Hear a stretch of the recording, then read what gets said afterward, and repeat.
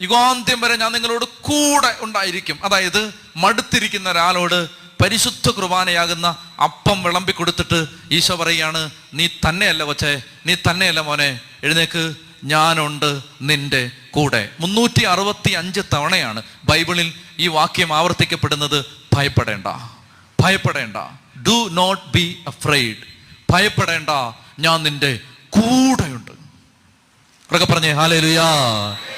വർഷത്തിലെ 365 ദിവസവും കർത്താവ് പറയുകയാണ്, പേടിക്കണ്ട, ഞാൻ നിന്റെ കൂടെയുണ്ട്. നമ്മൾ ബൈബിൾ പഠിക്കുമ്പോൾ സമാനമായ ഒരു ആശയം നമ്മൾ കണ്ടെത്തും.